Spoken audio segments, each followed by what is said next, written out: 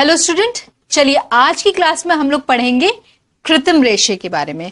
हमने जितने भी प्रकृति से जो हमें जो फाइबर्स मिलते थे उसके बारे में पढ़ा, और अब हम लोग बात करेंगे कृत्रिम रेशे। ये होते क्या हैं? ये वे रेशे हैं जिनका उद्गम प्रकृति प्रदत्त रेशे नहीं है। तो ये प्रकृति से हमें नहीं मिल रहे, लेकिन इसको हमने अलग अलग रासायनिक पदार्थों को या रासायनिक या यांत्रिक विधियों द्वारा इन रेशों को रूप दिया है। हालांकि कुछ लेखकों के द्वारा मानवकृत रेशे या कृत्रिम रेशे को एक ही नाम से संबोधित किया गया है। तो अगर कोई भी क्वेश्चन आता है कृत्रिम रेशों के नाम से या मानवकृत रेशों के नाम से, तो आपका आंसर सेम होना चाहिए। ठीक है। सो कृत्रिम रेशे क्या है? प्राकृतिक रेशे के अपेक्षाकृत अधिक टिकाऊ, मजबूत एवं आसानी से धुलाई योग्य होते हैं।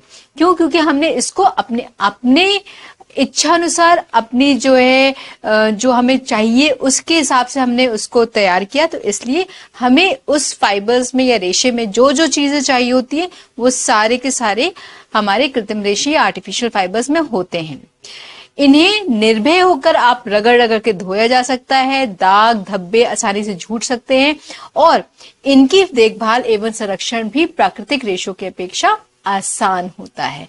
तो हम लोग कृत्रिम रेशों को क्यों बनाते हैं? जिससे कि हम कोई भी क्लोथिंग को या जो भी हमारे रेशे हैं, जो ये भी हमारे कपड़े हैं, उसमें हमें आसानी से हम काम कर पाए, हमें ज्यादा उसमें बहुत ही देखभाल करने की जरूरत नहीं पड़े। इसलिए हम लोग कृत्रिम रेशे के बारे में बात करते हैं। ना जो मानवकृत रेशे हैं या कृत्रिम रेशे को हम हमेशा दो भागों में विभाजित कर सकते हैं। पहला क्या होता है? ये एक होता है मानवकृत, जिसे हम मैन मेड फाइबर्स कहते हैं, और दूसरा होता है रासायनिक। दूसरा होता है क्या?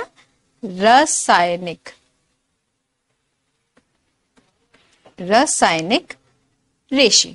इसका हम केमिकल या सिंथेटिक फाइबर्स भी कहते हैं। तो चलिए पहले हम लोग बात करते हैं मैन मेड फाइबर्स या मानवकृत रेशों के बारे में। इनका निर्माण पेड़ के तनों से प्राप्त जो लुगदी होती है, या कपास लिंटस होती है, या बांस या अनाज के दानों से प्राप्त प्रोटीन आदि से होता है। तो ये मैनमेड फाइबर्स बेसिकली, जैसे बताया था आपके, जब एनिमल फाइबर्स नेचुरल सोर्स में क्या होते हैं, जो एनिमल सोर्स थे वो आपके प्रोटीन होते थे। यहाँ पे मानवकृत रेशे जो है वो ज्यादातर आपके प्रोटीन्स के होते हैं। मानववक जो रेशे होते हैं, इनका सामूहिक अगर नाम अगर लिया जाए, तो उनको अगर हम एक साथ अगर नाम लिया जाए तो वो होता है रेयॉन। इसको हम रेयॉन कहते हैं। तो जो मानवकृत रेशे जिसे हम रेयॉन कहते हैं, इसका अर्थ क्या है? इसका अर्थ है सूर्य की किरणों को परिवर्तित करना। जैसे कि जो भी आपकी सूर्य की किरण है उसको हम परिवर्तित कर रहे हैं या रिफ्लेक्ट कर रहे हैं। तो रेयॉन के धागे अत्यंत कोमल, मुलायम, चमकदार, सूक्ष्म एवं सुंदर होते हैं, और ये देखने में रेशम के समान होते हैं। इसीलिए इसको कृत्रिम रेशम भी कहा जाता है, जिसे हम आर्टिफिशियल सिल्क कहते हैं। इन्हें मजबूती, प्रत्यास्था, सटने का गुण एवं सघनता का अभाव रहता है। ये मानव द्वारा निर्मित पहला रेशा है जिसका उत्पादक स्रोत जो है वनस्पति के सेल्यूलोज होता है। रेयॉन निर्माण के लिए कागज, बांस या कागज की लुगदी या कपास के लिंटर्स आदि को रासायनिक पदार्थों के साथ मिलाकर एक अर्ध तरल पदार्थ, जिसे हम सेमी लिक्विड कहते हैं, वो पदार्थ बनाया जाता है। इससे जो सेमी लिक्विड पदार्थ होते हैं उनको स्पिनरेट के द्वारा अत्यंत बारीक छिद्रों से होकर गुजारा जाता है। तत्पश्चात नियंत्रित ताप से सुखा करके, ठंडे जल से प्रवाहित कर करके, उसके बाद खींचकर बंटकर अविरल धागा प्राप्त होता है। तो ये ध्यान रखिएगा, जितने भी आपके आर्टिफिशियल फाइबर्स होते हैं उनका जो मैन्युफैक्चरिंग है ऑलमोस्ट सेम होता है। ठीक है। इसमें हमने क्या किया? हमने पहले सेमी सॉलिड लिक्विड बनाया और उसके बाद स्पिनरेट से उसको, क्योंकि स्पिनरेट्स में बहुत छोटे छोटे छेद होते हैं, तो उसके थ्रू हम लोग ने पास किया और एक फाइबर बन गया। 19वीं शताब्दी में रेयॉन की खोज की गई थी। सन 1844 ईस्वी में सबसे पहला 1844 में सबसे पहला फ्रांस के एक वैज्ञानिक काउंट हेलेरी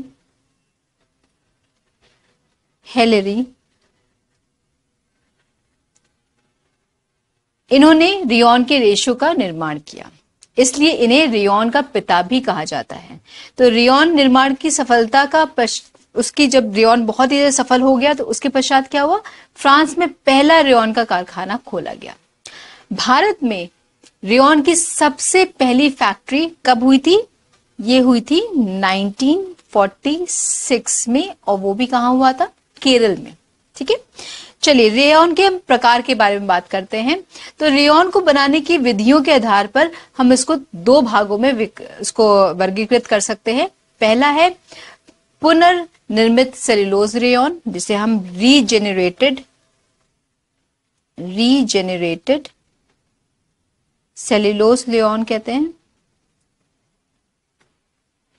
ये पहला है, ठीक है। और इस विधि में 3 प्रकार के रेयॉन बनाए जाते हैं: nitrocellulose rayon, cupro ammonia rayon and viscose rayon. तो इसमें आपके कौन कौन से होते हैं? नाइट्रो सेल्यूलोज, इसके अलावा क्यूप्रा अमोनिया, और तीसरा है विस्कोस रेयॉन। ठीक है, वर्तमान में विस्कोस विधि को रेयॉन निर्माण हेतु उपयुक्त माना जाता है। ठीक है, तो इसको सबसे अच्छा विस्कस आपका रेयॉन होता है। नेक्स्ट जो है वो है आपका दूसरा प्रकार जो है वो है सेल्यूलोज एसीटेट रेयॉन। ठीक है, चलिए रेयॉन के निर्माण की प्रक्रिया के बारे में बात करें, मैन्युफैक्चरिंग प्रोसेस ऑफ रेयॉन। तो जो रेयॉन है, ये जो नियमित रेयॉन जिसे हम विस्कोस रेयॉन कहते हैं, वो सबसे व्यापक रूप से उसका व्यापक रूप से निर्मित रूप है। और इस प्रक्रिया को हम कैसे कैसे स्टार्ट करते हैं? पहला इसका जो शुरुआत होती है वो हम पहले लेते हैं सेल्यूलोज का उत्पादन। ठीक है, सो सेल्यूलोज जो उत्पादित संसाधित जो सेल्यूलोज हैं, जैसे कि लकड़ी के गुद्दे या पौधे के रेशों से प्राप्त होकर हमने पहले सेल्यूलोज को ले लिया। लुगदी में सेल्यूलोज सामग्री ऑलमोस्ट 87% से 97% होनी चाहिए। तो जो भी हमने सेल्यूलोज लिया उसमें 87 से 97% जो है वो उसमें सेल्यूलोज होना चाहिए। ठीक है, इसके बाद हम लोग जो सेकेंड स्टेप है वो है इमर्शन। ठीक है, विसर्जन। सेल्यूलोज कॉस्टिक सोडा में घुल जाता है। ठीक है, और ये रासायनिक प्रतिक्रिया होती है। इसमें क्या होता है, जो प्रतिक्रिया की जितने भी सेल्यूलोज जो होते हैं वो क्षार सेल्यूलोज में परिवर्तित हो जाते हैं, जो कि और जितनी भी अशुद्धियां होती हैं वो दूर हो जाती है। क्योंकि सेल्यूलोज आपने निकाला तो उसमें बहुत सारी अशुद्धियां भी होती हैं, तो उसको पहले तो हमें क्या करना होता है, उसको जितनी भी अशुद्धियां हैं उनको हमें दूर करना होता है। तो उसके लिए आपको सेल्यूलोज को कॉस्टिक सोडा में घुलना चाहिए। और सेल्यूलोज क्या होता है बेसिकली C6H10O5, ये बेसिकली फॉर्मूला है आपका कार्बोहाइड्रेट का। ठीक है, और ये N जो वर्ड है इसका मतलब है कि N नंबर ऑफ, क्योंकि स्टार्च या सेल्यूलोज एक बहुत ही बड़ा मॉलिक्यूल है, पॉलीसैकेराइड्स हैं। तो ये एक सिंगल सैकेराइड है और इससे मिल करके बहुत सारे सैकेराइड्स मिलकर क्या बनाते हैं, सेल्यूलोज। ठीक है, ये आपका कॉस्टिक सोडा से मिलता है NaOH। ये आपको थोड़ा सा इजीली दिख जाएगा। जो ये पार्ट है ये आपका सैकेराइड है और ये पॉलीसैकेराइड है, इसलिए N वर्ड डाला गया है यहाँ पे। कॉस्टिक सोडा क्या होता है, NaOH होता है। और ये आपका क्या बनाता है, C6H9O4 एंड ONA। अगेन क्योंकि ये स्टार्च मॉलिक्यूल है, ये सेलुलोज मॉलिक्यूल है, तो इसलिए n नंबर्स, जितने भी यहाँ पे नंबर्स होंगे यहाँ पे, उतने ही नंबर्स यहाँ पे भी आपके होंगे। तो ये क्या बना देता है, ये एक क्षारीय सेलुलोज बना देता है, जिससे कि जितने भी सेलुलोज हैं वो तो आपके कन्वर्ट हो जाते हैं क्षारीय सेलुलोज में, लेकिन जो अशुद्धियां हैं वो कन्वर्ट नहीं हो पाती है, इसलिए वो अलग हो जाती हैं। ठीक है, नेक्स्ट जो प्रोसेस है वो है आपका प्रेसिंग, जिसे हम दबाना कहते हैं। तो अतिरिक्त जितने भी तरल हैं उनको हटाने के लिए सेलुलोज को रोलरों के बीच से गुजारा जाता है। प्रेस के भार के अनुपात के अनुसार प्रेसिंग की जाती, कितना अनुपात है उसका, कितना भार है, उस हिसाब से प्रेसिंग होती है। प्रेस भार अनुपात हवा द्वारा सूखे लुगदी के वजन के लिए दबाए गए क्षार सेलुलोज शीट वजन को के बीच में रखा जाता है। इसे 2.7 से 3 तक समायोजित किया जाता है। इसको पूरा प्रेस करके इसको 2.7 से 3 तक बना दिया जाता है। ठीक है, नेक्स्ट आता है आपका प्रोसेस, उसमें होता है वाइट क्रम्प।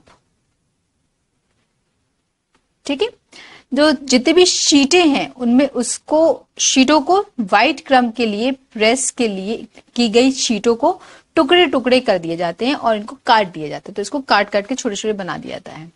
देन आता है प्रोसेस, वो है आपका एजिंग।